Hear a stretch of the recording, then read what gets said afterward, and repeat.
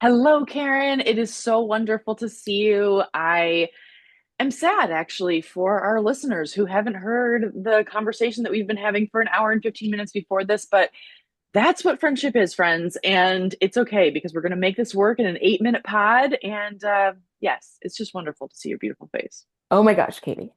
It is a miracle as always to see your gorgeous face. And listeners, I know you, if you don't know Katie, I know you feel like you know her. And you just need to know that A, she's luminous, and B, she is the best hype woman you will ever have in your entire life. I mean, Oh, no, thanks, it's Karen. true. Oh, I Oh my so gosh. appreciate that. I mean, you are also an incredible hype woman.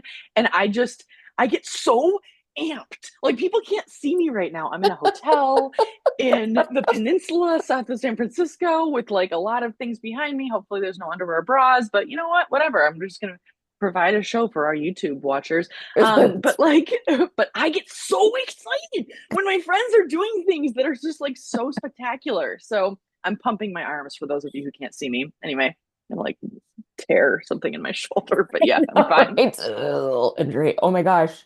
No, same. I also get really excited. Oh my God. You know what the arms made me think of? I saw the director of Wicked on something, Oh, and he was talking about how he had them sing their songs in real time.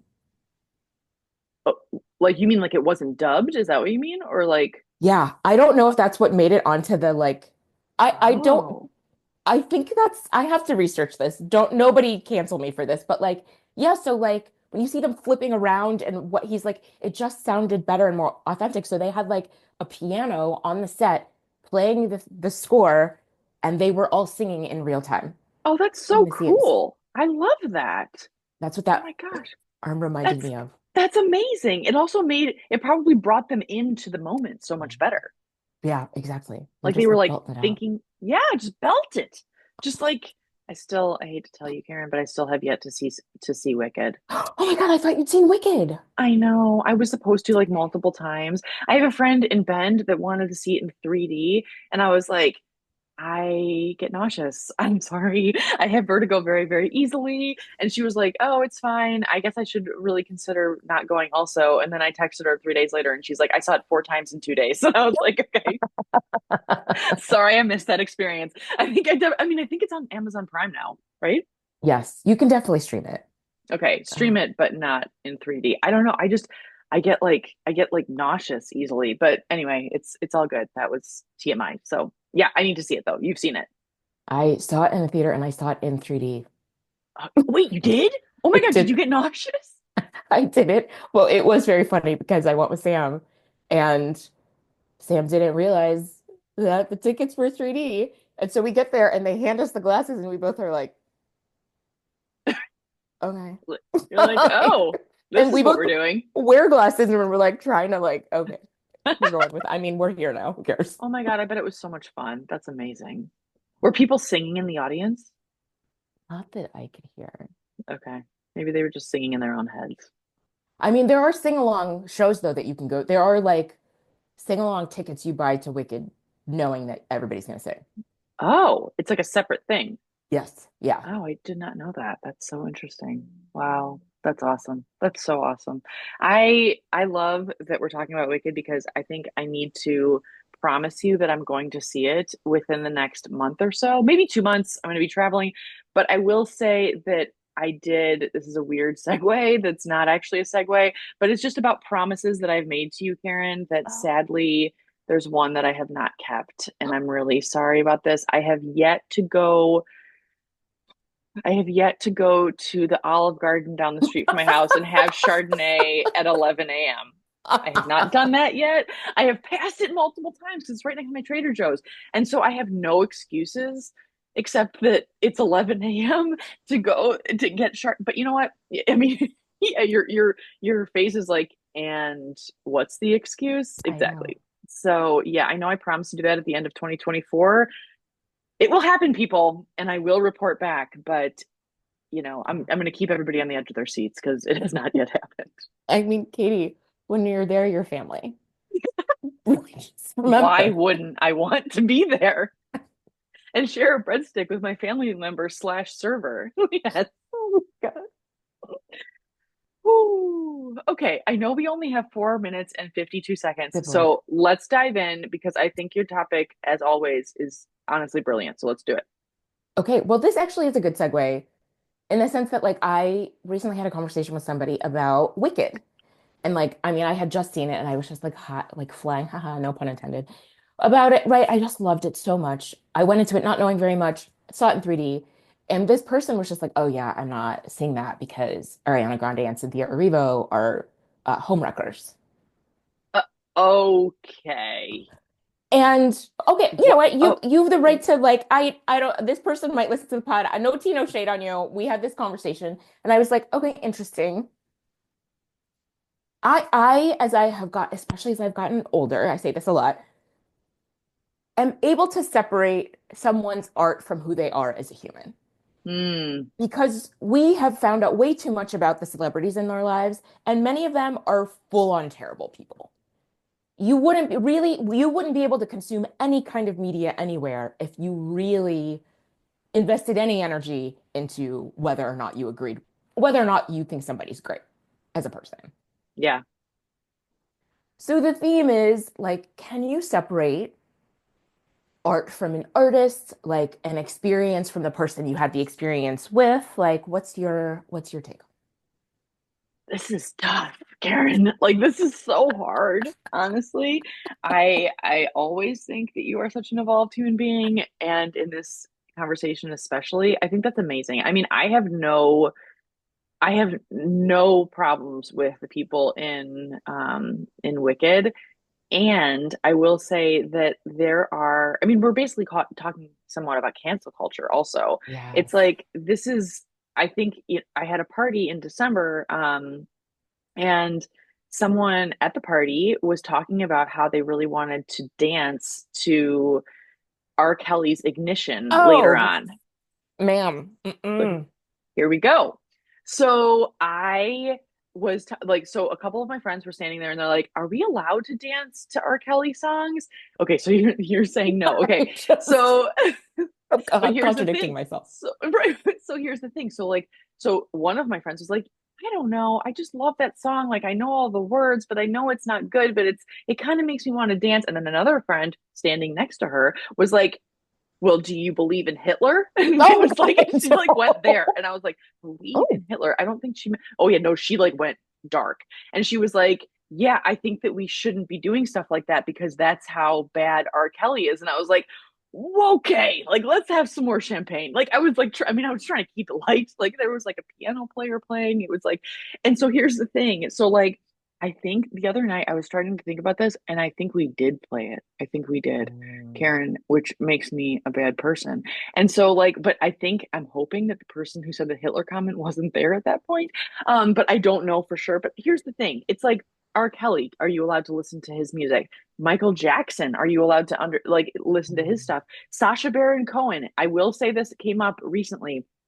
So, if all of you have not heard Rebel Wilson talk about Sasha Baron Cohen on Armchair Expert, which is a podcast, it is rough. It is really Oh, rough. And she wrote a book about her life, and that's a big part of it. And it's been vetted by legal and all of it. Anyway, this is getting too deep, but like, whoa. And so Sasha Baron Cohen recently came out with a movie with Kate Blanchett, who I love, who doesn't love Kate Blanchett, and it's on Apple or Amazon or something. And I started watching it and I was like, Tyler, I have to turn this off. mm. And so he was like, okay. He's like, I get it. And I was like, because I had told him about the detail, which I won't talk about on the pod. But so yeah, I don't know, Karen. Like I meant some big rambling thing about celebrities, but like it's tough. I mean, okay, what are your feelings about R. Kelly? It sounds like you were like, absolutely not. You know, exactly. It's so funny after I give this long, flowery speech about separation, you say R. Kelly, and I immediately am like, cut. No. And I feel like, okay, let's draw. I mean, R. Kelly, what is interesting about him? I mean, I'm a Chicagoan, so there's also that. Like, I went and I spent a day at the R. Kelly trial when I was a reporter. Oh my God. Oh my gosh. Yeah. Okay. That's a level that I did not realize you had in terms of that closeness. Holy Oh my shit. God. Yeah. And it was only one day. And of course, it was a day they played the tape in court. And I was like, oh, our time's up. It's okay. We're Timer, just you gonna be keep quiet. going per Just usual. oh my gosh, I can't get it to stop. Stop. Okay, anyway. Yeah, no, I want to bleach my whole brain.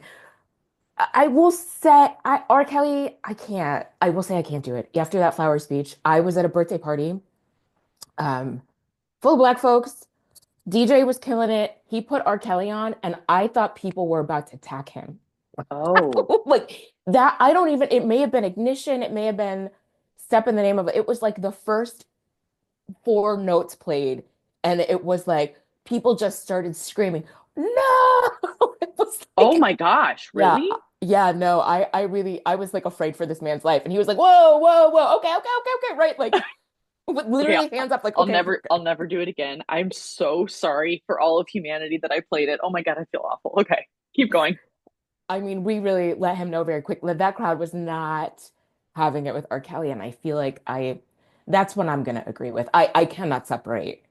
Also, how many of R. Kelly's songs are about the crimes he's accused of? Yeah, that's real. That's real. That's Ugh. real. Oof, oof. Okay, so with the exception of R. Kelly, so like, so one of the things I love the idea also of like we all have experiences in our lives that are have not been so great, and sometimes that experience is associated with a place or a song or a scent or a restaurant or that's a place, but like it's just interesting because like sometimes when that song comes on, you're like, oh fuck, no, like I have to change it immediately. Like, especially if it's R. Kelly, I'm just kidding. But like the whole thing is like, but like, how do we separate that? Is it possible to separate that? You had mentioned before we press record that you have a good example of that, which I love. Yes, and I don't know where this comes from for me because I definitely have had issues in the past, yes, associating a place with a person or a time or whatever. And then that feeling goes away over time. But I moved to Indianapolis in 2023, was there for 13 months for a very specific purpose with a person, and things didn't go the way that we intended them to go. And I still have very fond memories about living in Indy. I really liked living there. And I That's feel very amazing. fondly toward it, right? Like I loved our house, I loved our neighborhood. I loved, shout out to you, Hotel Tango, this distillery we went to all the time. Like I just I still have really positive feelings about Indy. The art museum we belong to, like I'm able to separate for whatever reason, I am able to separate my experience of that place as being positive from an experience that overall it didn't end well, y'all. It did not. How do you do that, Karen? Like, do you see that? Because it's like this is such a like an incredible thing that you're able to do that. Because I think some people really are like, oh, I'm never stepping fucking foot in this place again, or I'm never listening to that song again, or I'm never eating this certain meal because so and so made it again. Or, I mean, Mm. is there a way that I mean, in terms of separating, do you just see them as two different things? Or like, what do you actually, like, what helps you with that? As you're talking, I'm realizing part of it might be that like for me it really it wasn't unpleasant until the end. I see. Like Okay. I have 12 months of very positive memories, and then that last month of just, the hell mouth opened. So I feel like that's part of it. And that like, yeah, I don't, it wasn't a terrible, it wasn't a terrible experience. I think overall that's really what it comes down to is that it was not a terrible experience. And I feel like you and I had this conversation maybe with Princess. It might even be on the last episode about like feeling the need to leave the place where the worst thing that ever happened to you happened. Or maybe I was talking to Mm, Aaron about that actually. I don't know. I had this conversation recently, and that's not how I feel about Indy. That was not the hmm. worst thing. I mean, that fucking last month such really, really bad. But okay, I don't feel like overall that that was my experience there. Maybe that's part of it. I love that. I think that might have been me that had a conversation with someone at your party who is leaving the place that she's lived in many for a long time, and she is moving. But I don't know. It could have been another conversation that you had also, but I do remember, I just won't say her name, that told me at your party that she is leaving the place where she is has lived for a long time because the worst thing that ever happened to her happened at that place. and she wants to start fresh. I mean, this is not to say that these feelings are not okay. Of course, Oh obviously, we're not no. the ones to prescribe any like right or wrong to anyone, but I do think it's just really, really interesting because it's like, oof, like I just, it's, sometimes like it's sometimes I think it can be instinctual to run away from the thing that hurt you the most, or run away from something that is attached to the thing that hurt you the most, or run away from the thing that like just doesn't make you feel good. And like there's nothing wrong with that, but I think that what you're saying is like there are good things too. Like it's interesting because like in terms of a relationship, like I was listening to someone recently talk about their relationship with their partner, and they were like, if we ever split up, like this person was saying they hope that they would focus on the fact that like it worked for a while, like it Mhm. worked for a while and then it didn't, and there it's like I think it's so instinctual to focus on just the negative because that's like the most like powerful emotion potentially that like stays with you, but like there's also good in what was in the beginning, or what, I don't know what I'm trying to say. I feel like I'm rambling now, but like I don't know. It's just it's like what you're bringing up for me is just that there is good in most things. And then it's yeah, right. And that like you have taught me like multiple things can be true at the same time. Yes. And I do think we focus, I think that's such a good way to put it, like the negative emotion is the stronger one. I feel like it also part of it for me is also being very clear that I don't want to live with regret. Oh, Like yes. Like I, in you know what life, I just mean? in general. In general, like I really reject the idea like, oh, I shouldn't have done that or whatever. Like I have learned something. The best lessons in my life have come from the hardest fucking things. Full stop. And they sucked at the time. I wish I hadn't gone through it. And I did. And I got out the other side of it. And I want to take lessons from it. And I don't, even decisions I've made that I'm like, ah, damn, well, that was not great. Okay. But Hmm. what did I learn from it? What can I gain from it? Hmm. Because I just don't, I feel like regret is just this thing that's so heavy that it is a choice to carry that with you. Ooh, mic drop. Karen Hawkins, mic drop. Yes, I mean this is, but like legit. Yes, I mean honestly, ditto, ditto, ditto, ditto. I also don't believe in living Mhm. with regret. I don't. Like, what is the point? It's already Right. past. Like, it's like, what is that doing for you? It is like what you just mimed is like a cloak on your back that you're carrying. It's like one of those like lead, like instead of your back, but those things when you go and you get x-rays at the dentist and they put that lead like like thing on your chest. It's like you are carrying that shit with you and it gets heavier over time. Ooh, yes. I mean, Oh that's my my gosh. experience.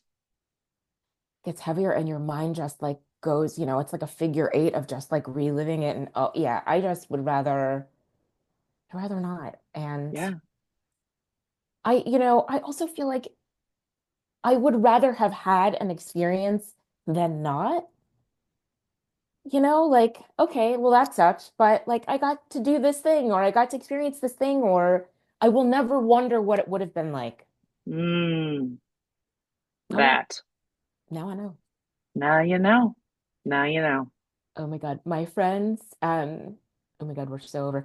My friends who have baby Jojo, the 2-year-old who loves Pink Pony Club by Chappell Roan, Oh yes. Catherine, the mom, I wrote a column once years ago, and it makes me cry. It inspired her to apply for a program that she got Oh. into. Yes, and I said something about never wondering, and so she referred to me as Never Wonder Woman, or that she Oh my wanted to be Never gosh. Wonder Woman. And Wow. I just love that idea. Like, yeah, you don't just do it because otherwise you'll always wonder what that would have been like. Well, now you know. Maybe it was great. Maybe it was great.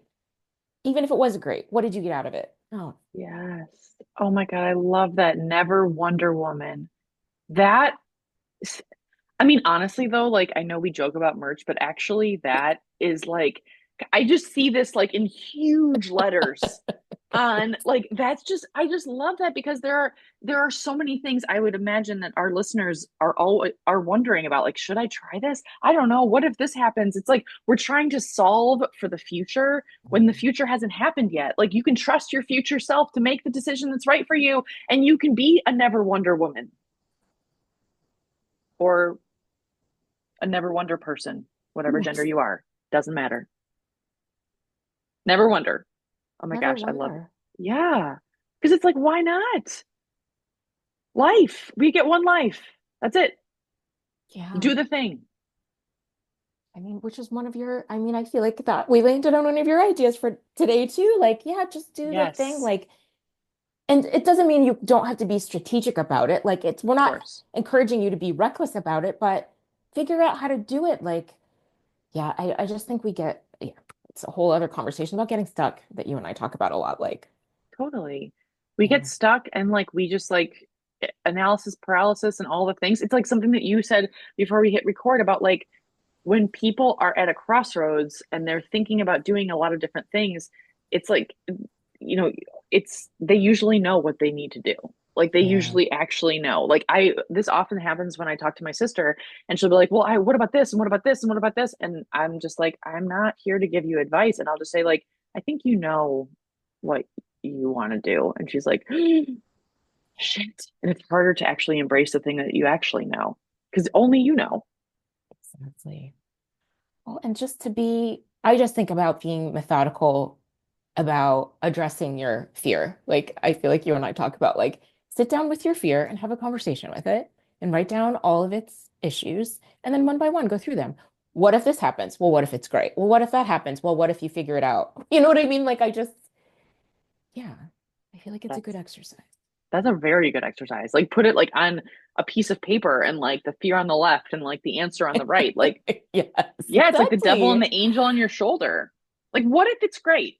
That's really what it is. It's like, what if everything is awesome and you learn something awesome and like, and you can still go to Indy, friends, metaphor, but also true.